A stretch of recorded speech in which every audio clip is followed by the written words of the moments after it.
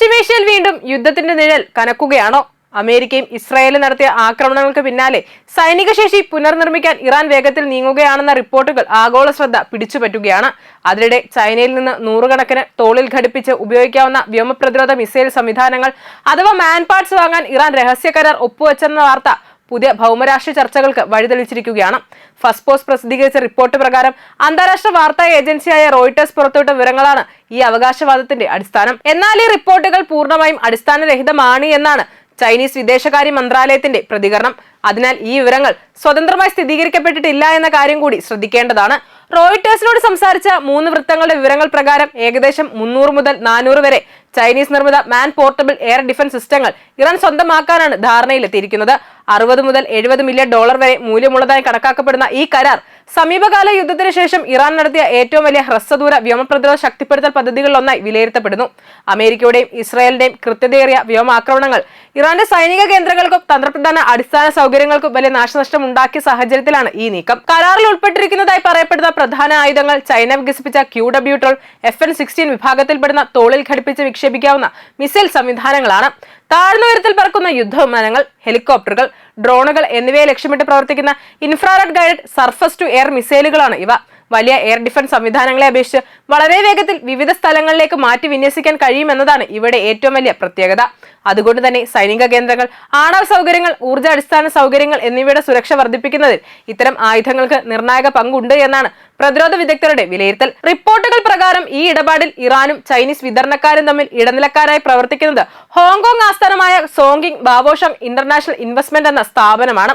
ഈ കമ്പനിയുടെ മാതൃസ്ഥാപനമായ ബീജിംഗ് ആസ്ഥാനമായ സോങ്കിങ് ബാവോഷാങ് ഗ്രൂപ്പിനോട് അഭിപ്രായം തേടിയെങ്കിലും ഉടൻ പ്രതികരണം ലഭിച്ചില്ല. അതേസമയം ഇറാൻ വിദേശകാര്യ മന്ത്രാലയം വിഷയത്തിൽ ഔദ്യോഗിക വിശദീകരണം നൽകിയിട്ടില്ല. ചൈനീസ് വിദേശകാര്യ മന്ത്രാലയം ഈ റിപ്പോർട്ടുകളെ ശക്തമായി നിഷേധിച്ചു. സമാധാനവും സംഘർഷ പരിഹാരവും പ്രോത്സാഹിപ്പിക്കുന്നതിലാണ് ചൈനയുടെ നിലപാടെന്നും ഇറാനിലേക്ക് ഇത്തരം ആയുധങ്ങൾ നൽകുന്നുവെന്ന വാർത്തകൾക്ക് അടിസ്ഥാനമില്ലെന്നും മന്ത്രാലയം വ്യക്തമാക്കി.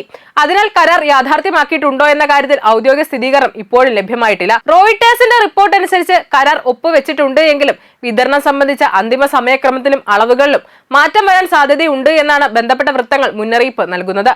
പ്രാഥമിക പദ്ധതി പ്രകാരം പടിഞ്ഞാറൻ ചൈനയിലെ ഉറുങ്കിയിൽ നിന്ന് ആയുധങ്ങൾ വിമാനമാർഗം എത്തിക്കുകയും തുടർന്ന് പാകിസ്ഥാൻ വഴിയായി ഇറാനിലേക്ക് കൊണ്ടുപോവുകയും ചെയ്യുമെന്നാണ് പറയപ്പെടുന്നത്.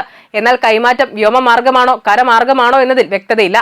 ഈ സാഹചര്യത്തിൽ പാകിസ്ഥാനും ഉടൻ പ്രതികരിച്ചു. ചൈനയിൽ നിന്ന് ഇറാനിലേക്ക് വ്യോമപ്രതിരോധ ആയുധങ്ങൾ എത്തിക്കുന്നതിൽ പാകിസ്ഥാൻ പങ്കാളിയാണെന്ന തരത്തിലുള്ള എല്ലാ റിപ്പോർട്ടുകളും പൂർണ്ണമായും കെട്ടിച്ചമച്ചതും തെറ്റായതുമാണ് എന്ന് പാകിസ്ഥാൻ സൈന്യത്തിന്റെ PR വിഭാഗമായ ISPR വ്യക്തമാക്കി.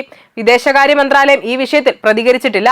അതേസമയം ചൈനയിൽ നിന്ന് ഇറാനിലേക്ക് സൈനിക ഉപകരണങ്ങൾ എത്തിക്കുന്നതിനായി കരമാർഗങ്ങൾ ഉപയോഗിക്കാനുള്ള സാധ്യത ഇറാൻ പരിശോധിക്കുന്നുണ്ടെന്നും പാശ്ചാത്യ രഹസ്യാന്വേഷണ വൃത്തങ്ങളും ഒരു ഇറാനിയൻ ഉദ്യോഗസ്ഥരും റോയിട്ടേഴ്സിനോട് പറഞ്ഞു. സമുദ്രമാർഗമോ വ്യോമമാർഗമോ ഉപയോഗിക്കുന്നതിനേക്കാൾ കരമാർഗം ഉപയോഗിക്കുന്നത് ഉപരോധങ്ങളെയും തടസ്സങ്ങളെയും മറികടക്കാൻ സഹായിക്കുമെന്നാണ് വിലയിരുത്തൽ. കഴിഞ്ഞ 2 പതിറ്റാണ്ടുകളായി ഇറാൻ ബാലിസ്റ്റിക് മിസൈലുകൾ, ഡ്രോണുകൾ, റഡാർ സംവിധാനങ്ങൾ തുടങ്ങിയ മേഖലകളിൽ വൻ നിക്ഷേപം നടത്തിയിട്ടുണ്ട് എങ്കിലും സമീപകാല യുദ്ധം ഹ്രസ്വദൂര വ്യോമപ്രതിരോധത്തിലെ ചില ദൗർബല്യങ്ങൾ തുറന്നു കാട്ടിയെന്നാണ് സൈനിക വിശകലന വിദഗ്ധരുടെ അഭിപ്രായം. സ്ഥിരമായി സ്ഥാപിച്ചിരുന്ന വലിയ എയർ ഡിഫൻസ് സംവിധാനങ്ങളെ ലക്ഷ്യമിടുന്നത് എളുപ്പമാണെങ്കിലും ചെറിയ സംഘങ്ങൾക്ക് എളുപ്പത്തിൽ കൈകാര്യം ചെയ്യാനും തുടർച്ചയായി സ്ഥലമാറ്റം നടത്താനും കഴിയുന്ന മാൻ പാർട്സ് പോലുള്ള സംവിധാനങ്ങൾ ശത്രുവിന്റെ വ്യോമ ആക്രമണങ്ങളെ ചെറുക്കുന്നതിൽ കൂടുതൽ ഫലപ്രദമാണ് എന്നാണ് അവർ ചൂണ്ടിക്കാണിക്കുന്നത്. യൂറോപ്യൻ സുരക്ഷാ വൃത്തങ്ങൾ പറയുന്നതനുസരിച്ച് QW-12 മാത്രമല്ല QW-18, QW-19 എന്നീ കൂടുതൽ ആധുനിക വകഭേദങ്ങളും ഇറാൻ സ്വന്തമാക്കാൻ താൽപര്യം പ്രകടിപ്പിച്ചിരുന്നു. മിഡിൽ ഈസ്റ്റിലെ മറ്റൊരു സുരക്ഷാ വൃത്തവും ഇറാൻ ഇത്തരം മിസൈലുകൾ വാങ്ങാൻ ശ്രമിച്ചിരുന്നെന്ന് സ്ഥിരീകരിച്ചെങ്കിലും കരാർ അന്തിമമായെന്ന വിവരം തങ്ങൾക്ക് ലഭിച്ചില്ല എന്ന് അറിയിച്ചു.